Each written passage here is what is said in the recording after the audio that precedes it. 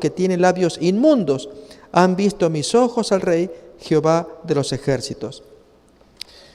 Dios quisiera que tuviéramos esa actitud, como la manifiesta el profeta, de sentirnos tan pecadores, e incluso reconocer que estamos en un ambiente también de hermanos, que aunque queremos todos llegar a un mismo objetivo y tenemos una misma intención, no obstante cómo Dios nos mira, ¿qué es lo que importa?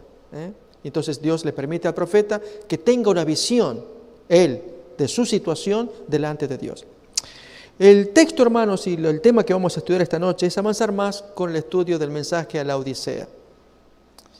Recuerden que este servidor ya manifestó ya hace unas semanas atrás que para este año 2017, que estaba tan cargado de expectativas, así cerramos el año pasado en la vigilia, en el último sábado de diciembre.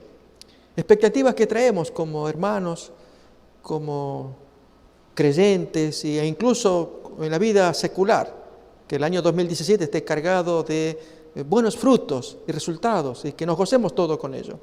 Pero mis hermanos, no alcanza con las expectativas solamente, sino hacer un plan decidido como Dios quiere que lo hagamos. Y el mensaje a la Odisea, el reproche que Dios tiene para la iglesia de la Odisea es muy oportuno para que, hermanos, se produzca de una vez un verdadero reavivamiento que Dios prometió que se produciría en la iglesia, que eso incluiría confesiones, reconciliación, amor unos con otros. La iglesia estaría tan llena, imbuida del Espíritu Santo, porque se siguieron los pasos, los remedios que da el Señor. Y hoy queremos estudiar el segundo de los remedios, ¿sí? Vamos a ver entonces el mensaje a la Odisea, Apocalipsis capítulo 3. No nos cansemos, hermanos, de leer repetidamente todos estos mensajes que estamos leyendo de Apocalipsis a la Odisea. Por el contrario, sintamos que Dios puede darnos nueva luz. Capítulo 3, versículo 14 en adelante, de Apocalipsis. Y escribe al ángel de la iglesia en la Odisea, he aquí el Amén, el testigo fiel y verdadero, el principio de la creación de Dios, dice esto: yo conozco tus obras, que ni eres frío ni caliente. Ojalá fueses frío o caliente, pero por cuanto eres tibio y no frío ni caliente, te vomitaré de mi boca. Fijémonos, hermanos, que el texto da a entender que está a punto de vomitarlos de su boca, pero no lo ha hecho todavía. ¿Por qué? Versículo que sigue. Porque tú dices: yo soy rico y me he enriquecido y de ninguna cosa tengo necesidad. Y no sabes qué. Y entonces, es, hermanos, quizás la parte más impactante, que debería impactarnos en el mensaje de la Odisea. Las dos visiones. La que tengo yo, la que tienes tú, la que tenemos cada uno de nosotros mismos. Y otra cosa es la visión de Dios. Son dos formas de ver las cosas, hermanos. O vemos las cosas como Dios las mira, o nos miramos nosotros y nos damos palmadas, que está todo bien, todo en orden. Y ya vamos a leer citas preparadas del Espíritu de Profecía también. Son dos formas de ver. Por lo tanto, hermanos, busquemos la forma de ver de Dios, no la halagadora forma de vernos a nosotros mismos. ¿Cuántas veces cuando nos saludamos y nos abrazamos como hermanos y hasta a veces nos felicitamos? ¡Wow, hermano, qué lindo sermón! Gracias, hermana, por su parte especial. Me hizo sentir bien. Gracias por sus palabras de aliento que usted me acaba de dar. Gracias, mi hermano, por la lección de escuela sabática. Qué inspirador. ¡Wow! ¡Qué linda iglesia! ¡Wow! Y estamos así, hermanos. Y empezamos a engordar. Y que la iglesia, ¡wow! Hermanos, pastor, pero diga esas cosas. ¿Acaso no es cierto eso? Insisto, hermanos, el mensaje de la Odisea va en otra línea, que tenemos que enfocarnos. El texto claramente habla de dos maneras. Escuchemos más el reproche de Dios. Acostumbrémonos, hermanos. Así como este servidor argentino le cuesta todavía acostumbrarse a la comida chilosa. Yo no sabía qué era eso. Y cuando escucho testimonios de gente que me dicen, si no tiene chile, el picante, no sabe a comida, no es comida. Esto me pasó en una iglesia cuando viajé hace un tiempo. Y el hermano le echaba más de la cuenta. Y yo lo veía, era un potluck. Y hermanos, tiene que tener esto. Y él, no sé si se lo disfrutaba o lo hacía de corazón, pero comía con mucho chile. Así pasa, hermanos. Que a veces nos acostumbramos tanto a un sabor. ¿Cuál sabor? ¿Cuál sabor? Que nos halaguen, que nos alaben, que nos digan cosas lindas. Demasiado chiloso a la vista de Dios. Escuchemos el sabor del Señor, hermanos. Aunque duro, no nos guste. Otra vez el texto. 17. Porque tú dices, yo soy rico y me he enriquecido y de ninguna cosa tengo necesidad. Y no sabes que tú eres un desventurado, miserable, pobre, ciego y desnudo. Es como Dios nos ve. Por lo tanto, yo te aconsejo, y Él da los 3 remedios. Entonces vamos a examinar el segundo, mayormente, hermanos. Las vestiduras. Cuando dice, yo te aconsejo que compres vestiduras blancas para vestirte y que no se descubra la vergüenza de tu desnudez. Eso es lo que queremos examinar ahora, hermanos. Mis hermanos, al decir vestiduras blancas, ¿qué representa ello? ¿Cuánto abarca? Ya vamos a ver citas y también de la hermana White. Pero lo que importa ahora es que esas vestiduras se dan a gente que tienen características opuestas a las vestiduras blancas. A ver, razonemos el versículo. Las vestiduras blancas no se las van a dar a quienes están cubiertos de blanco o que ya llevan vestidura blanca. No, es que tiene problemas, por lo cual te voy a cubrir y bien cubierto y bien bonito para que no se descubra la vergüenza de tu desnudez. Entonces, esa gente que está cubierta con una vestidura que da vergüenza, fíjense, hermanos, cómo algunas Biblias traducen Apocalipsis capítulo 16.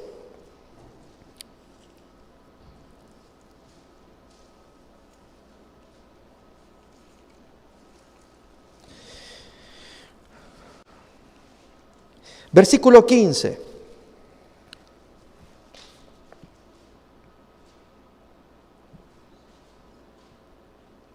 Recuerden que estas traducciones, que las voy a leer ahora, varía un poquito el significado, pero lo profundiza más.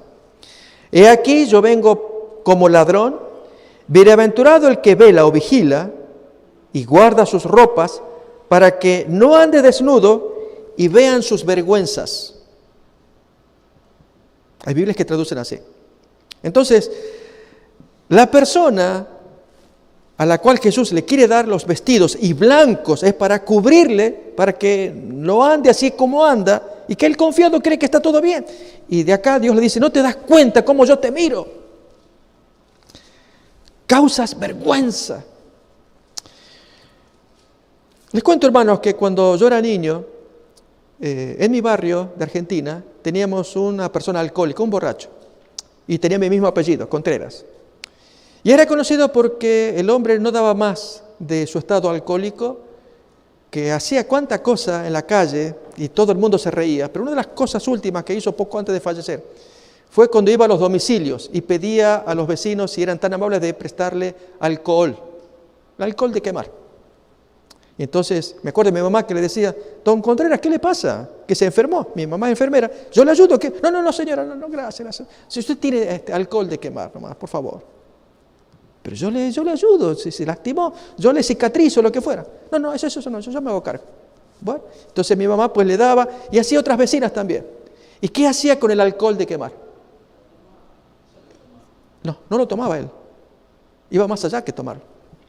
Él conseguía trapos de gasa, y entonces cuando nadie veía, pues él echaba el alcohol a los trapos, ¿y qué hacía?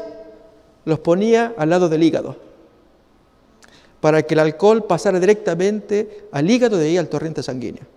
No lo tomaba, no, sabía ya el efecto que pasaba, se sentía el alcohol, lo que el alcohol producía, el vino. Entonces acá directamente se abreviaba el camino, se lo pasaba y sentía todas las sensaciones de un alcohólico. Poco tiempo después falleció. Noten, hermanos, que una persona que hace cosas tremendas y alguien que le quiere ayudar, pero el laodicense dice, está todo bien. Yo no entiendo. No te das cuenta. Este caso, hermanos, del capítulo 16, 15, retén tus ropas, vigila, porque si te miran desnudo, vas a hacer cosas alocadas como lo haría un alcohólico. Pero ahora, hermanos, comparémoslo con el mensaje a Sardis, donde aparece otra vez los vestidos blancos. Y lo opuesto de la vestidura blanca es mancha, una mancha. Miremos acá capítulo 3 de Apocalipsis. Versículos 4 y 5. Pero tienes unas pocas personas en Sardis que no han manchado sus vestiduras y andarán conmigo en vestiduras blancas porque son dignas. Fíjense, hermanos, no manchan sus ropas. Por lo tanto, la ropa blanca es lo opuesto a mancha. Retén la ropa, no las manches. Pero el adventista laodicense está muy manchado. Yo le diría, pastor, a ver, yo quiero saber qué es eso de la mancha. ¿Queremos saber, hermanos? Y hasta tú o yo podemos estar manchados. Tiene que ver con conducta. Dejemos que la Biblia nos enseñe. Voy a invitar a que me acompañen a leer la parábola respectiva de las vestiduras y la mancha. Se encuentra en San Mateo, capítulo 22. Recuerden, hermanos, es Dios el que nos quiere enseñar a través de la palabra. ¿Qué representa una ropa blanca que tapa manchas? De modo que no ande haciendo las cosas como hacía aquel alcohólico, disparatadas, que causan vergüenza, para que lleven a un comportamiento digno, normal. Bien, Mateo capítulo 22 nos va a enseñar. Desde el versículo 1. Respondiendo Jesús, les volvió a hablar en parábolas diciendo, el reino de los cielos es semejante a un rey que hizo fiesta de bodas a su hijo y envió a sus siervos a llamar a los convidados a las bodas, pero estos no quisieron venir. Volvió a enviar otros siervos diciendo, decid a los convidados, he aquí, he preparado mi comida, mis toros y mis animales engordados han sido muertos y todo está dispuesto. Venid pues a las bodas. Fijémonos, hermanos, cómo ese rey ruega a la gente y envía siervos tras siervos para que disfruten de la fiesta. Mas ellos, sin hacer caso, se fueron, uno a su labranza, el otro a sus negocios, pero otros más aventados, como decimos. Y otros, tomando a los siervos, los afrentaron y aún los mataron, ya muy grave. Al oírlo el rey se enojó y enviando sus ejércitos destruyó a los homicidas y quemó su ciudad. Una parábola impresionante, mis hermanos. ¿Cómo es posible que Jesús cuente una parábola y los judíos que escuchaban no logren verse reflejados en esa parábola? ¿A quién representa el rey? Al Padre. ¿Quiénes son los siervos enviados? Son los profetas del Padre que llegan a los invitados, que es el pueblo judío, y que se les dice, vengan a la fiesta que hago yo. Y esta gente, no, tengo mis negocios, mis cosas, no me interesa lo tuyo. Y finalmente, la actitud tan homicida, hacerle daño a esos profetas. A lo largo del tiempo, esa fue la historia del pueblo israelita. Pero hermanos, la historia sigue todavía, porque la parábola viene ahora, el meollo, el clímax de la parábola. Versículo 9. Id pues a las salidas de los caminos y llamad a las bodas a cuantos halléis. Y saliendo los siervos por los caminos, juntaron a todos los que se hallaron juntamente, malos y buenos, y las bodas fueron llenas de convidados. Y entró el rey para ver a los convidados y vio allí a un hombre que no estaba vestido de bodas. Y le dijo, amigo, ¿cómo entraste aquí sin estar vestido de boda? Pero él enmudeció. Entonces el rey dijo a los que servían, atadle de pies y manos y echadlo en las tinieblas de afuera, allí será el lloro y crujir de dientes.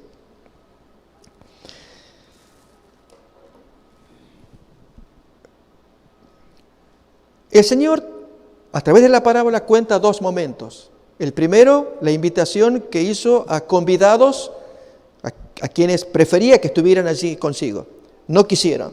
ahora hace la segunda invitación. Y esto es a toda gente que encuentra en el camino. Y el texto dice, juntamente malos y buenos. La pregunta es, hermanos, ¿podemos seguirle la parábola a Jesús de que a esa fiesta que ordena el Padre entren, los buenos sí entran, los malos pueden entrar? La parábola dice que entran todos, buenos y malos. Pregunto, ¿puede entrar en el reino de los cielos un malo? Cuando escuchamos textos como el de Apocalipsis, no entrará en ella, en la ciudad, ninguna cosa inmunda, ni los fornicarios, ni los que hacen mentira, los homicidas, ni los perros. Recordamos, son pensamientos del Apocalipsis. Entonces uno diría, pero si el Apocalipsis dice que no va a entrar en la ciudad, esa gente con pecado, ¿cómo acá el texto dice que en el reino de los cielos es semejante a un rey que hace fiesta y que entren buenos y malos? Y entran los malos. ¿Hay armonía? La hay, hermanos, en el detalle en que hay un examen. Y es cuando el rey entra a la fiesta y comienza a ver. Ese examen se llama juicio investigador. Una examinación. Dios la hace, la tiene que hacer. Mis hermanos, la doctrina del juicio investigador que los adventistas se han caracterizado en desarrollar, no solamente que es doctrina bíblica, es doctrina antiquísima, desde los comienzos del origen de este planeta.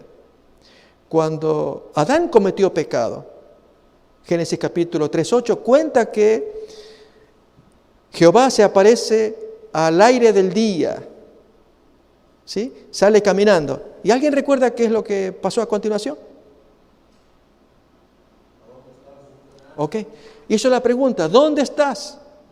Dios sabía, hermanos. Luego entonces Adán contesta, me escondí, tengo miedo, estoy desnudo. Y luego la siguiente pregunta de investigación.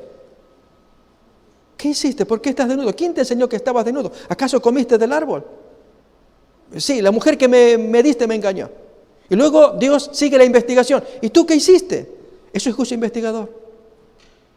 Doctrina bíblica, hermanos. Aún con Caín, cuando los hermanos andaban juntos en el campo, y Abel, capítulo 4, y Caín mata a Abel, luego Dios se aparece y le pregunta a Caín, ¿dónde está Abel tu hermano? ¿Qué sé yo? ¿Acaso yo soy el vigilante, el policía de mi hermano? ¿Qué sé yo? ¿Qué has hecho? Mis hermanos, Dios sabía, pero va a demostrar mediante la investigación, la examinación, que hay problemas. Y si Él tiene que condenar, primero examina y luego va a dar la sentencia. Pasó con David y Natán, luego del pecado de Betsabé. Que entonces Natán se aparece y le cuenta la parábola ficticia. Y aquí había un hombre pobre y un caminante que se aparece y que le roba al hombre pobre los animales para hacer la fiesta al caminante. ¿Quién hizo eso? Que lo pague. Tú eres ese hombre.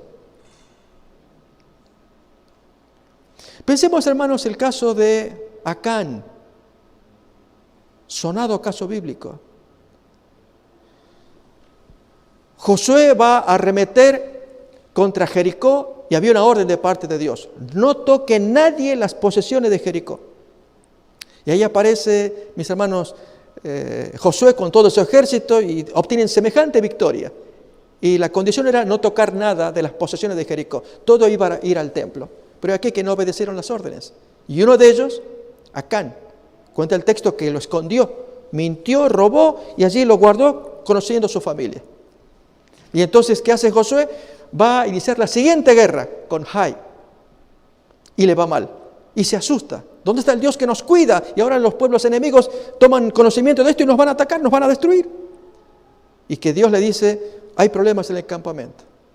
Dile a toda la gente que yo vengo mañana, que se santifiquen todos. Yo vengo mañana.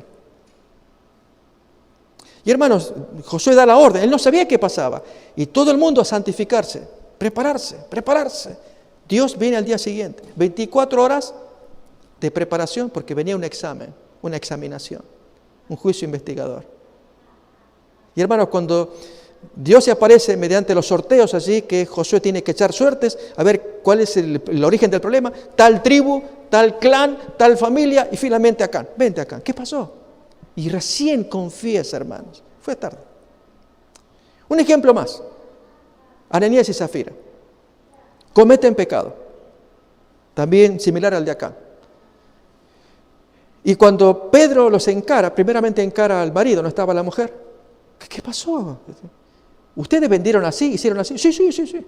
Y hermanos, que Pedro le dice, ¿por qué pretendes engañar al Espíritu Santo?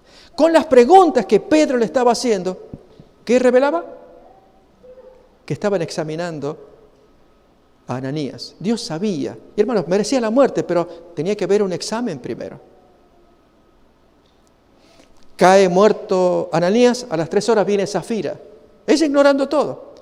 ¿Acaso Dios le iba a dar la muerte por el pecado, como lo hizo con su marido?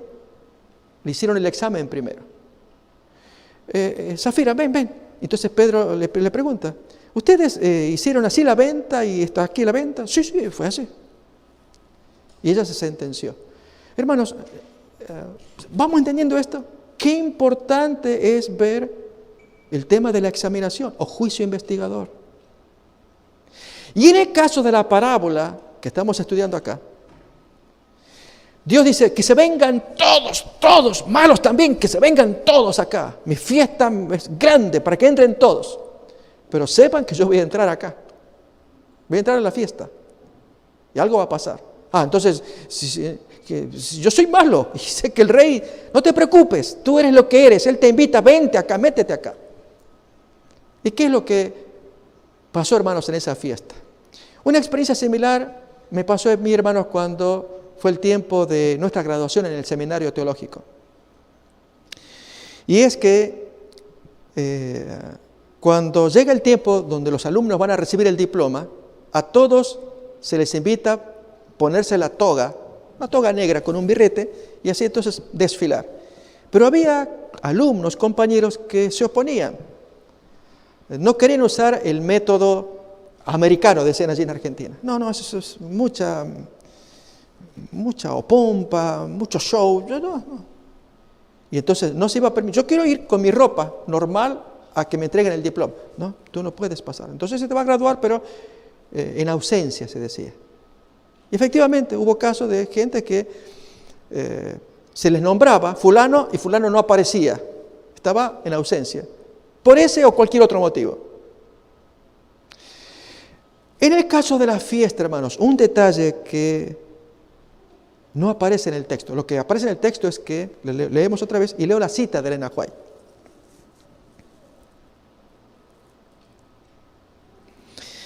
Capítulo 22 de San Mateo, versículo 11. Y entró el rey para ver a los convidados. Hermanos, cuando el rey va, observa algo, y es ver si la gente aceptó la ropa que él preparó, la vestidura que él preparó, que se entregaba a todo invitado, no importara que si fuera bueno o malo. Hoy diríamos, hermanos, una persona tatuada, imagínense, pues está con todos los tatuajes encima, y mira a alguien y se asusta, no puede ser alguien, no te preocupes, se le cubre. Quiero leer, hermanos, la cita de Elena White de Palabras de Vida del Gran Maestro. Página 251, esa es la página. Donde muestra el detalle que no aparece en el texto, pero es lo que le da el giro tan importante a la parábola. De otro modo, hace rato yo pregunté si no había contradicción entre el texto de Apocalipsis donde dice que no entrará en ella, en la ciudad, ninguna cosa inmunda. Y acá se nos dice que en la fiesta del Señor entran todos, buenos y malos. El detalle, hermanos, de la toga que se les pone, eso es lo que importa, es lo que marca la diferencia. Cuando el rey vino a ver a los convidados, se reveló el verdadero carácter de todos. Para cada uno de los convidados a la fiesta se había provisto un vestido de boda. Este vestido era un regalo del rey. Al usarlo, los convidados mostraban su respeto por el dador de la fiesta. Pero un hombre estaba aún vestido con sus ropas comunes. Había rehusado hacer la preparación requerida por el rey, que era, vete, entra, pero déjate en la entrada y te ponen la ropa y ya. Y disfruta de la fiesta. Había rehusado hacer la preparación requerida por el rey. Desdeñó usar el manto provisto para él a gran costo.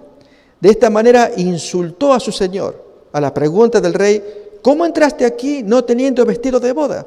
No pudo contestar nada. Se condenó a sí mismo. Entonces el rey dijo, atadlo de pies y manos y echadlo a las tinieblas de afuera.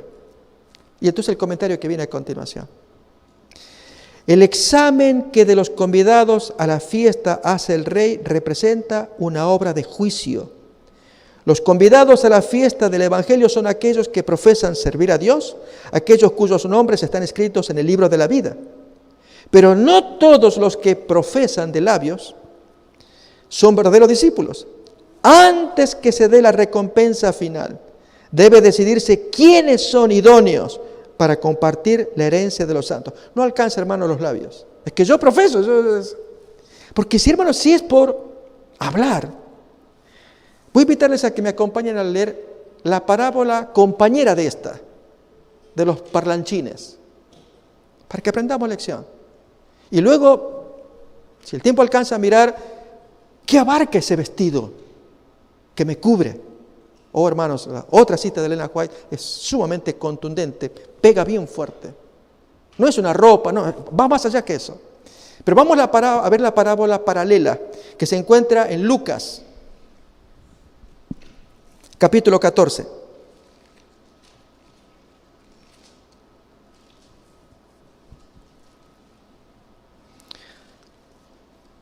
Recuerden, hermanos, que el pensamiento decía, antes que se dé la recompensa final, debe decidirse quiénes son idóneos para compartir la herencia de los justos, y que no alcanza con meras palabras o mera profesión. Ahí se hace el examen, y es un examen práctico. Miren, hermanos, en Lucas 14, la parábola compañera es muy similar a la de Mateo 22, solo que la diferencia es que en Mateo 22 la fiesta la hace un rey. En Lucas 14 la hace un padre de familia. Lucas 14. Desde el versículo 7 fue una experiencia real, lo invitaron a él, y luego cuenta la parábola, tomando la referencia de la experiencia que tuvo cuando fue invitado a una comida, a un potluck, diríamos nosotros. Observando, 14:7 de Lucas, observando cómo escogían los primeros asientos a la mesa, refirió a los convidados una parábola, diciéndoles, cuando fueres convidado por alguno a bodas, no te sientes en el primer lugar, no sea que otro más distinguido que tú esté convidado por él. Y viniendo el que te convidó a ti y al otro, a ti te diga, mira, dale lugar a este. Y entonces comiences con vergüenza a ocupar el último lugar. Tú que te estabas en los primeros y te enorgullecías. Qué enseñanza tan bonita, hermanos. Cuánta humildad. Jesús enseña que seamos humildes, no buscar los primeros puestos. Ponte al final ahí. Miren cómo sigue todavía. 10. Mas cuando fueres convidado, ve y siéntate en el último lugar, para que cuando venga el que te invitó, te diga, amigo, vente más arriba. Entonces tendrás gloria delante de los que se sientan contigo a la mesa. Entonces, noten la forma de enseñar que él tiene. Si te pones al final ahí del costadito y por ahí te miran, ¿qué haces ahí? Vente acá conmigo, aquí al lado mío. Pero sigue, hermanos, todavía más. 11.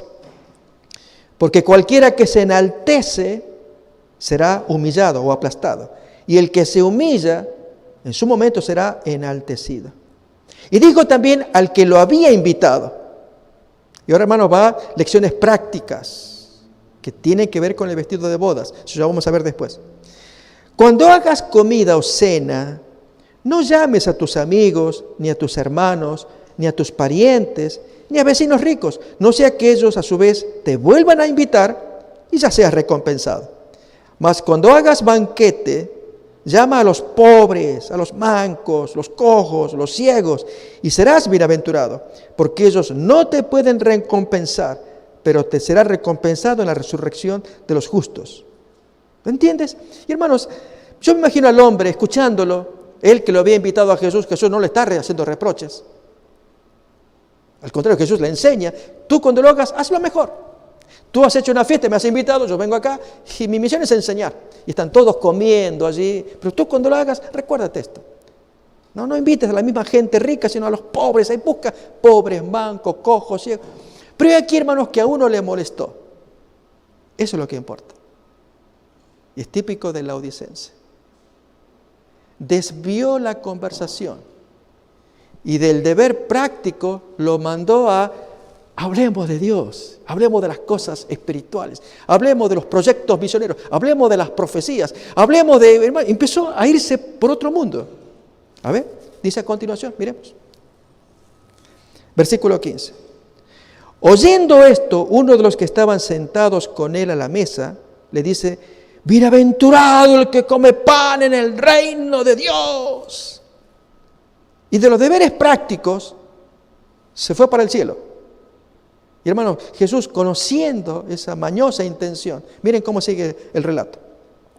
Entonces Jesús le dice a ese individuo, un hombre hizo una gran cena. Recuérdense que esta es la parábola paralela a la de Mateo 22 del rey. Y convidó a muchos. Y a la hora de la cena envió a su siervo a decir a los convidados, venid que ya está todo preparado. Y todos todos a una comenzaron a excusarse. El primero, he comprado una hacienda y necesito ir a verla. Te ruego que me excuses. Otro dice, mira, he comprado 5 yuntas de bueyes y voy a probarlos. Te ruego que me excuses. Y otro dice, ay, acabo de casarme y por tanto yo no puedo ir. Y vuelto el siervo hizo saber estas cosas a su señor.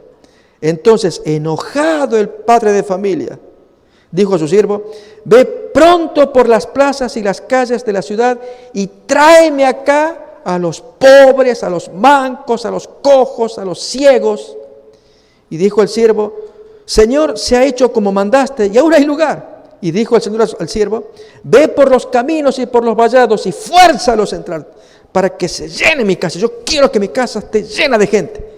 Porque os digo que ninguno de aquellos hombres, los primeros que fueron convidados, gustará mi cena.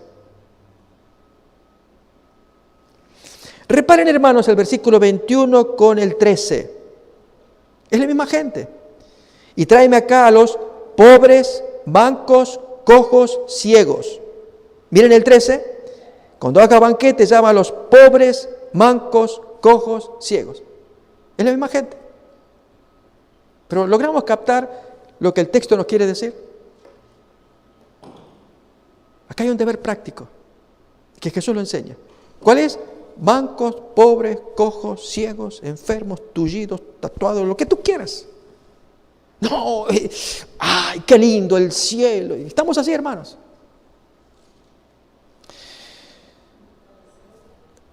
Es tremendo, ¿no? Nos tiene que impactar, nos tiene que afectar, mis hermanos. En el día del juicio, cuando el Señor tenga que dar la sentencia, siempre recordemos, hermanos, y un poco mañana se va a escuchar también en el servicio de la mañana, que cuando el Señor va a dar el dictamen final, ¿sobre qué base va a dar el dictamen? Si te cita alguna autoridad pública y te llegó la citación, tú dices, uy, ¿y esto qué es? Mira, te llegó de la municipalidad acá, ¿y de qué trata esto? Hay una violación de tránsito. Uy, ¿qué pasó esto? Yo no... Y hermanos, entonces uno sabe que hay un problema de tránsito, alguna regla de tránsito que hemos quebrado y que entonces viene la citación y una multa o lo que fuera. Y si es así, tú no vas a ir a otra área para consultar el área de comercio, allí te vas al hospital para... No, este es el problema específico que hay. En el caso del juicio final, mis hermanos, ¿cuál es la base que el Señor toma para zanjar este caso o el otro caso? Mateo 25 lo dice. Yo estuve enfermo y tú no me visitaste. Yo estuve en la cárcel, no supiste de mí. Estuve sin ropa, con hambre, desnudo, etcétera, etcétera. Mateo 25, hermanos. ¿Cómo deberíamos trabajar mucho sobre esa área? Sabiendo que esa es el área que va a zanjar finalmente. Y es lo que está contando esta parábola.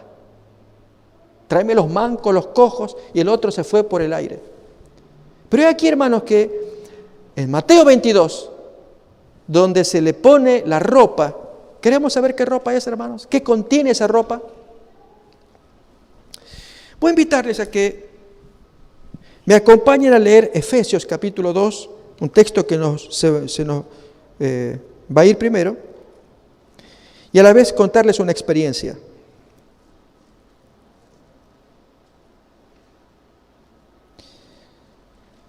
Efesios capítulo 2.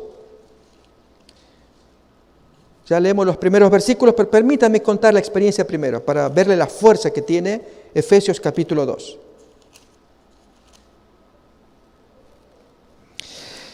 Fue hace unos años atrás, hermanos, que este servidor escuchó la exposición en audio de un psicólogo adventista que trató sobre la música, el lado oculto de la música rock, le llamó el material. Y lo dedicaba a los jóvenes que estaban metidos en ese mundo, ¿no?, de la música rock. Y el lado oculto era escuchar los mensajes al revés, debido a que Paul Crouch es un evangelista y que él fue uno de los primeros que inició una investigación, así como hablamos de la examinación. Y era que él demostró que escuchando la música al revés había mensajes satánicos y estaban probados. Y entonces este autor adventista, este psicólogo, pues empezó a contar la experiencia. Me interesó. En mi iglesia pues tenía jóvenes y algunos metidos en música rockera. Pero aquí, hermanos, que en algún momento el autor menciona la experiencia de los Beatles, famoso grupo rockero de la década del 60, y de Led Zeppelin, otro grupo rockero de la década del 70. Y el éxito que tuvieron en gran medida por un satanista que había publicado un libro y que daba las bases para que cualquier individuo que quisiera progresar en el mundo siguiera esas bases, esos fundamentos que estaban en ese libro, y que en el caso de los Beatles se nota que conocían al satanista porque en uno de sus discos aparece la foto del señor, Aleister Crowley. En el disco, allí, la banda del Sargento Pepper. Entonces, ahí aparece el número 2, el fulano. Este es un famosísimo satanista. Entonces, este autor adventista menciona el libro y en mis caminatas en Argentina, en Buenos Aires, pues miro el libro en una librería y con mucha oración. Lo compro y comienzo a leer. Y no me defraudó. Las cosas que decía, hermanos, eran impactantes. Lo que yo estaba descubriendo. Cuando investigo más del autor, Aleister Crowley, descubro que este señor, que tiene muchas cosas raras, satanista, un hombre metido en todo lo que sea esoterismo, homosexual, asesino, un hombre absolutamente opuesto a la voluntad de Dios. Él cuenta una experiencia personal que tuvo en Egipto, visitando las tumbas así de los faraones, queriendo aprender más del mundo esotérico, que un espíritu le comienza a hablar a la 1 de la tarde, eso cuenta él, durante 3 días seguidos, 1 hora cada día.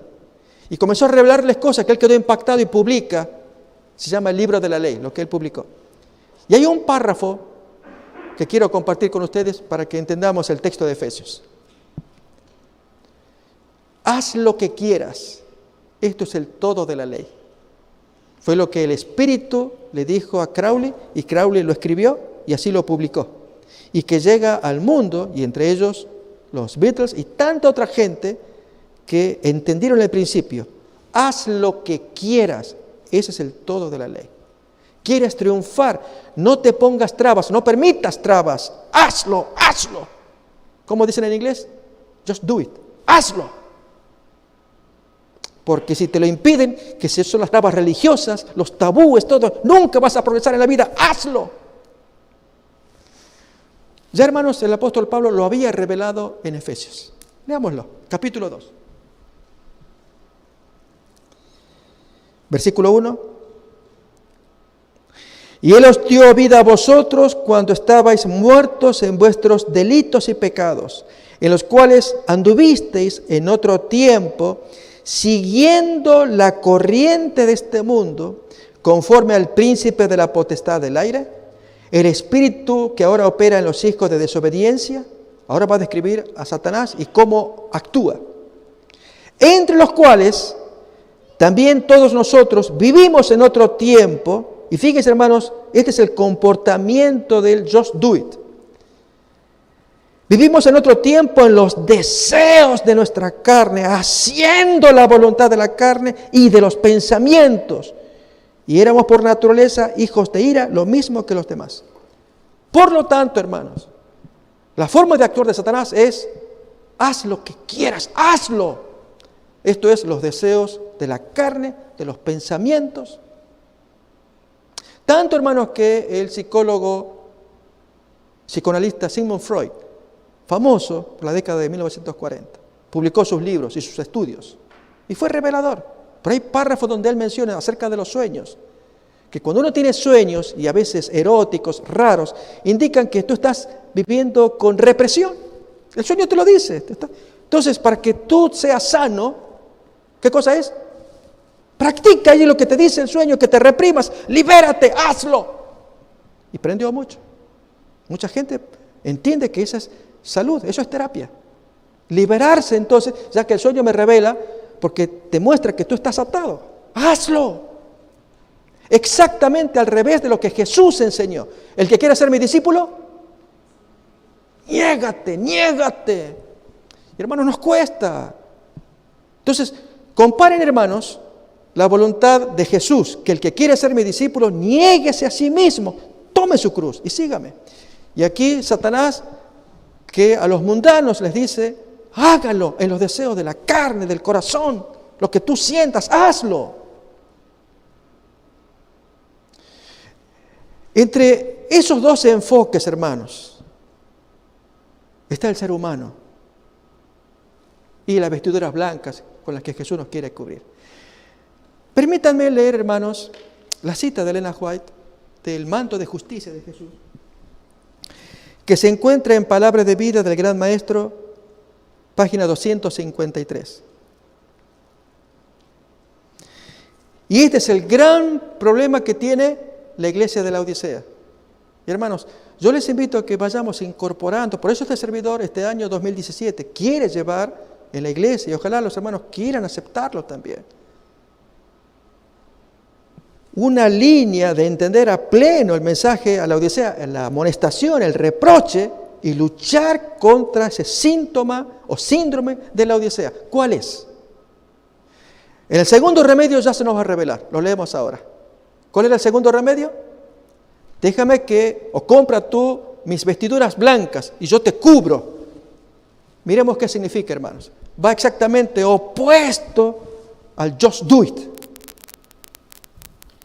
Palabra de Vida del Gran Maestro, página 253, dice: cuando nos sometemos a Cristo, el corazón se une con su corazón, la voluntad se fusiona con su voluntad, la mente llega a ser una mente con su mente, los pensamientos se sujetan a él, vivimos su vida. Esto es lo que significa estar vestidos con el manto de su justicia. 253, Palabras de Vida del Gran Maestro. Hermanos, tener el manto de justicia es negarme acá, como la odicense, a pensar lo que yo quiero pensar, a desear lo que yo quiero desear. Por lo tanto, hermanos, acá tiene que haber una tremenda sujeción de malos pensamientos, de malos deseos, de sospechas. Que el hermano me cae gordo, no sé. Me gustaría que allí en la junta diga algo con el hermano. O la hermana, fíjate cómo se vino vestida. ¿Y eso qué se cree? Y todos los varones andan alertados, excitados por esta hermanita que, no sé, ya vamos a ver si... Y estamos así, hermano. Estoy exagerando. Ustedes me entienden. Pero con el lenguaje quiero decir que ese es el sentimiento que algunos podemos traer laodicenses a quienes no se nos puso ese vestido. Si alguien me dice como ilustración, pastor, ¿usted me está diciendo que es una camisa de fuerza? Para un rebelde, cuando le ponen la camisa de fuerza y lo llevan al hospital, ¿sí? ¿Qué hace la camisa de fuerza? Lo sostiene, lo amarra, suélteme, cállate, aguanta. Y entonces, ¿vieron cómo se pone la camisa de fuerza? Y que las manos donde aparecen y está atado y ya no puede hacer más. Y está a merced de... Eso es para una persona rebelde, enferma, y que los médicos pues designan que hay que ponerle camisa de fuerza y que vaya a la atención médica. En el caso de la vestidura de Cristo, pregunto, hermanos, ¿suena camisa de fuerza? ¿Cuál es la diferencia? Algo hay de fuerza. A ver si alguien me dice cuál es la diferencia nomás. Leo otra vez. Cuando nos sometemos a Cristo, el corazón se une con su corazón, la voluntad se fusiona con su voluntad, la mente llega a ser una con su mente, los pensamientos se sujetan a Él, vivimos su vida. Esto es lo que significa estar vestidos con el manto de justicia. ¿Cuál es la diferencia con la camisa de fuerza? Son similares. Porque en la camisa de fuerza, pues el individuo no puede hacer sino la voluntad del enfermero, del doctor. Y en el caso acá dice que yo me someto mi mente, mis pensamientos, mi voluntad, vivo su vida. ¿Cuál es la diferencia? El libre albedrío, la voluntad. Yo lo hago voluntariamente. Señor, sosténme, agárrame, ponme mi camisa. Yo no me aguanto a mí mismo. Ayúdame. Porque fácilmente mis pensamientos se van y es verdad, me tiento y comienzo a pensar mal y a hacer mal y a hablar mal. Eso, hermanos, cuando nos humillamos, pues tenemos que someternos. ¿Se nota la diferencia? En la camisa de fuerza yo soy rebelde y no soporto y sáquenme. Acá no, voluntariamente. Yo me someto, Señor, tómame. Dice más, hermanos, fíjense cómo sigue la cita. Entonces, cuando el Señor nos contempla, Él ve no el vestido de hojas de higuera, no la desnudez y deformidad del pecado, sino su propia ropa de justicia, que es la perfecta obediencia a la ley de Jehová. Los convidados a la fiesta de bodas, sigue todavía, fueron inspeccionados por el rey y se aceptó solamente a aquellos que habían obedecido sus requerimientos. ¿Y cuál era? Que se habían puesto el vestido de bodas. Así ocurre con los convidados a la fiesta del Evangelio. Todos deben ser sometidos al escrutinio, a la examinación del gran rey. Y son recibidos solamente aquellos que se han, y hermanos, aquí es donde se sujetan. Y ese es el mensaje para la Odisea, que aprendió a sujetarse. Pero aquí que a algunos de nosotros nos cuesta. Vamos a ver, hermanos, ejemplos de lo que significa sujetarnos. Sujetar la mente, primeramente. Filipenses capítulo 4.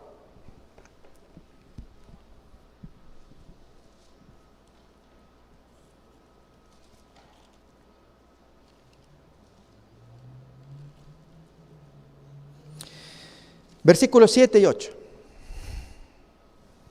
Dice, y la paz de Dios que sobrepasa todo entendimiento, guardará vuestros corazones, y noten acá, y vuestros pensamientos en Cristo Jesús. Dios quiere guardar esos pensamientos bajo la protección del Señor.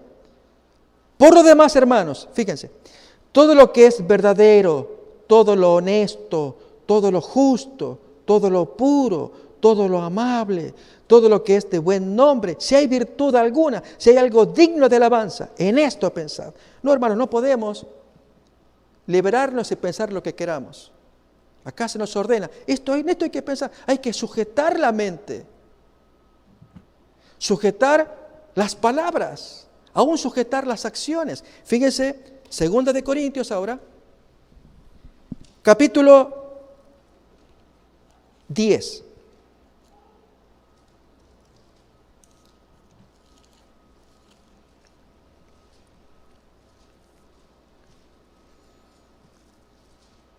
Versículo 4 al 5, del 3 al 5. Qué bonito, hermano, cómo lo expresa el apóstol Pablo. ¿Cuáles son las armas de guerra para pelear esta batalla espiritual? Versículo 4. Porque las armas de nuestra milicia, 2 de Corintios 10:4, las armas de nuestra milicia no son carnales, sino poderosas en Dios para destruir fortalezas, derribando argumentos y toda altivez que se levanta contra el conocimiento de Dios y llevando cautivo, llevando preso todo pensamiento a la obediencia a Cristo. Noten, eso es esfuerzo. Llevar preso el pensamiento, ponerle camisa de fuerza. Ok, pero es voluntario. Así, hermanos, las palabras nos sujetamos, las acciones nos sujetamos. No el just do it, haz lo que tú quieras. El laodicense, ¿cuál es el problema que tiene? Y diría más, hermanos, ¿cuáles son las manchas que lo caracterizan? Recuerden que a Sardis se dice, Jesús dice así, y yo tengo ahí que tienes unas pocas personas que no han manchado sus vestiduras, por lo cual son dignas y andarán conmigo. Entonces, pregunto, hermanos, si hay personas dignas, la pregunta es, ¿qué pasa con los otros de Sardis que no reciben felicitación? ¿En qué se caracterizan? ¿Tienen ropas manchadas? ¿Y qué más? ¿Qué representa la ropa manchada? Lo digo en el lenguaje moderno, just do it, haz lo que quieras. Eso es la ropa manchada. Y hermanos, cuando empezamos a actuar de esa manera, no sujetamos las emociones, los pensamientos, las palabras, y actuamos de un modo en que nos creemos libres y hasta justificados. Es que alguien tiene que hablarle claramente al hermano. Y a la hermanita hay que decirle las cosas, y yo se lo voy a decir, no te preocupes, yo me hago cargo. No, es que tú le hablas muy golpeado, tú le vas a hacer llorar. No, es que tiene que aprender, ¿cuántos años tiene? 30 años en la iglesia y llora como una niña. No, tiene que madurar de una vez, yo le voy a enseñar. Estoy exagerando, hermanos, pero se logra captar. Por este efecto casi a veces suena medio burlesco, cínico, no sé lo que queramos decir. Es tratar de entender el meollo del tema. Las vestiduras blancas que el Señor quiere dar, se las va a dar a aquellos que voluntariamente se lo piden al Señor. Hasta le están rogando, Señor, ayúdame a controlar mis propias pasiones. Yo no puedo por mí mismo. A dominarme, a actuar como a ti te gusta, a pensar como a ti te gusta que yo piense. Quiero leer más, hermanos, otra cita de Ellen White en la misma línea. Pero esta cita viene del Deseado de todas las gentes, igual que la de Palabra de Vida del Gran Maestro, página 621.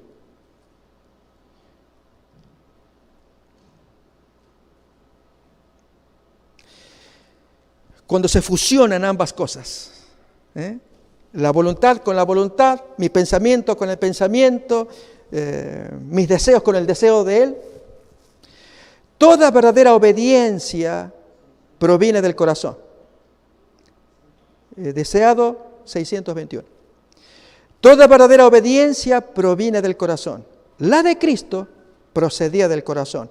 Y si nosotros consentimos, está la clave, hermanos, es la diferencia, el contraste con la camisa de fuerza.